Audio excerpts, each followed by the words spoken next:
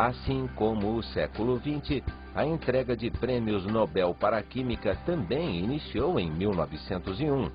Entretanto, na primeira década do século, a única tarefa da academia foi decidir a ordem em que os ganhadores seriam premiados.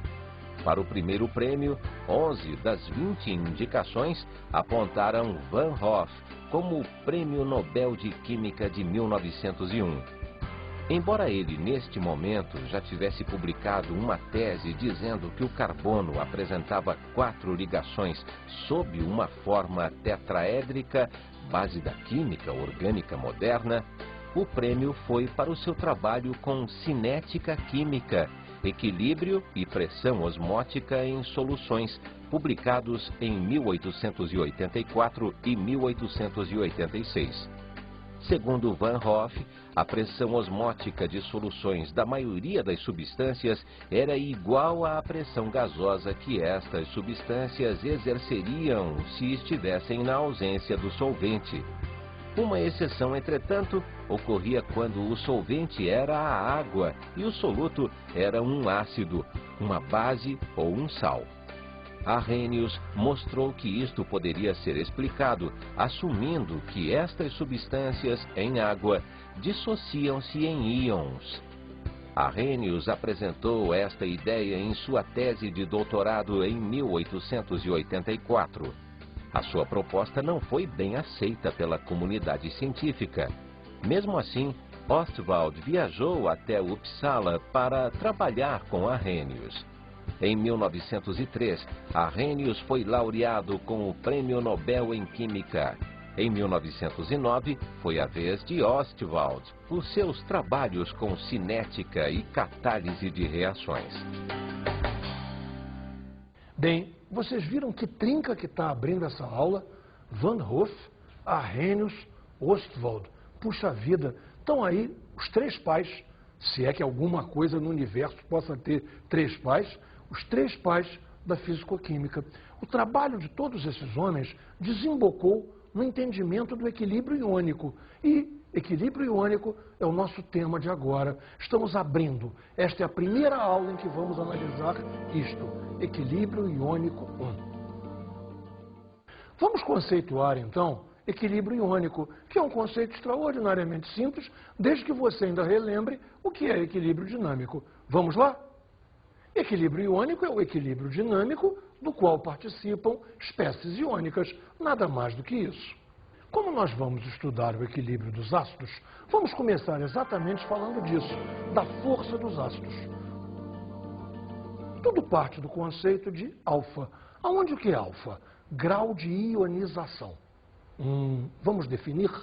Grau de ionização, alfa, é uma razão entre o número de moléculas dissociadas e o número de moléculas dissolvidas. Ou seja, em cima fica quantas moléculas se ionizaram e embaixo fica quantas moléculas foram dissolvidas. Naturalmente, essa razão é um número menor do que 1. E esse número frequentemente é expresso em percentagem. Fazemos assim a coisa. Um ácido forte é um ácido que tem um alfa maior que 50%. Um ácido moderado, que ocasionalmente também se chama de ácido semiforte, ele tem um alfa entre 5% e 50%. E, finalmente, vamos olhar os ácidos fracos, que são os que mais nos interessam. Eles apresentam um alfa menor do que 5%. Agora, como é que nós vamos categorizar os ácidos?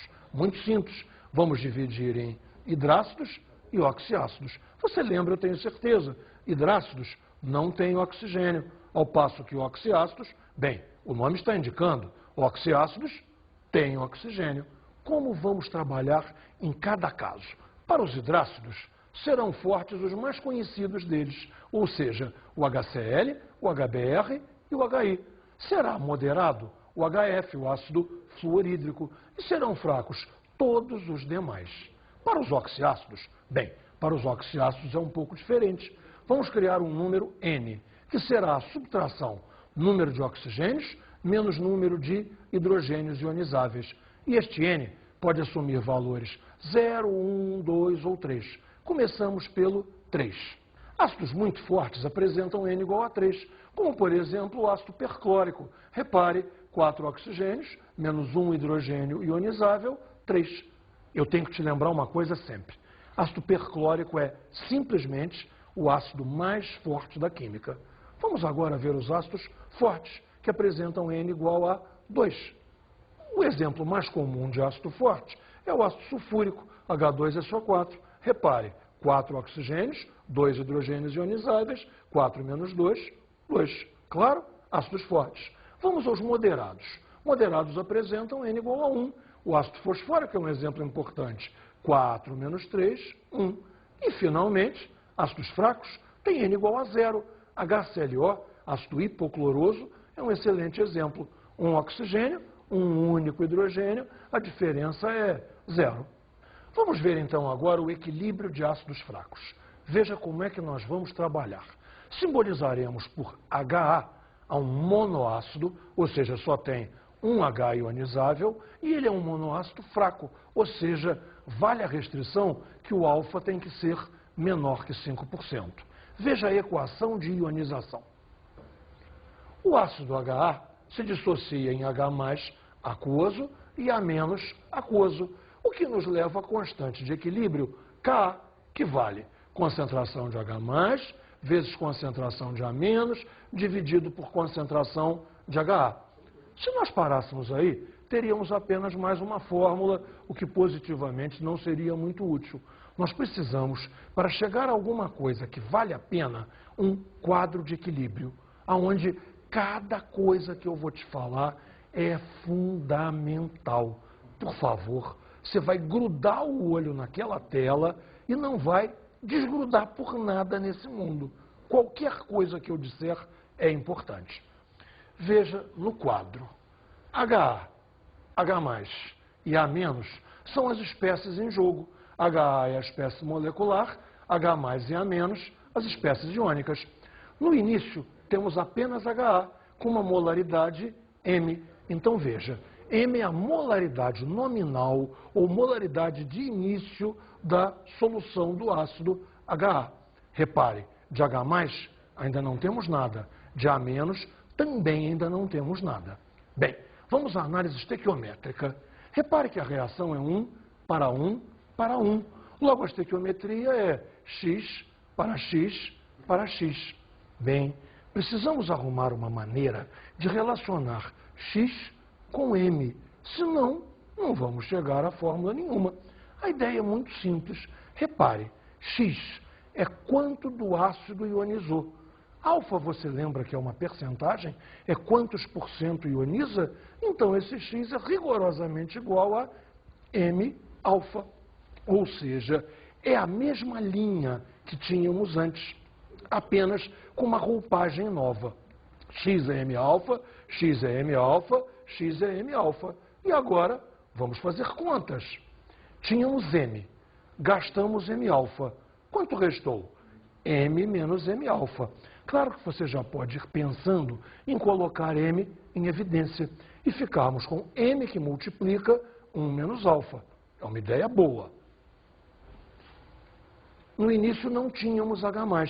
Houve uma ionização que produziu M alfa. Então, no equilíbrio temos M alfa. Analogamente, no início não tínhamos A-. Houve a ionização, produziu-se M alfa. Então, ficamos com M alfa. Logo, as quantidades de todas as espécies no equilíbrio são, para o HA, M menos M alfa. Para o H+, M alfa. E para A-, M alfa. Como vamos jogar isso na fórmula, então? Voltamos a escrever a fórmula de Ka. Concentração de H+, vezes concentração de A- sobre concentração de HA. E entramos com os valores. Concentração de H+, M alfa. Concentração de A-, M alfa. Concentração de HA, M menos M alfa. Lembra? Isso aqui é como se estivesse em evidência. E valia, então, M que multiplica 1 menos alfa. Você corta um dos M's de cima com esse M aí de baixo. E ficamos assim. M alfa ao quadrado, alfa vezes alfa. Um M só, porque o outro cortou embaixo. Então, m alfa ao quadrado sobre 1 menos alfa. Normalmente a gente faz essa fórmula de maneira rápida. M alfa 2 sobre 1 menos alfa. Bem, temos agora uma simplificação muito importante e muito interessante. Você lembra que o nosso monoácido é fraco? Então está valendo aquela restrição do alfa menor do que 5%? Bem, então alfa é pequeno. Se o ácido é fraco, o alfa é pequeno. Então 1 menos alfa pode ser aproximado a 1, o que simplifica as contas extraordinariamente. Repare, 1 menos alfa estava no denominador. Se agora 1 menos alfa foi aproximado a 1, o denominador sumiu. E ficamos com uma fórmula muito mais simplificada, muito mais simpática. Ka igual a m alfa ao quadrado. Falando rapidinho, Ka igual a m alfa 2.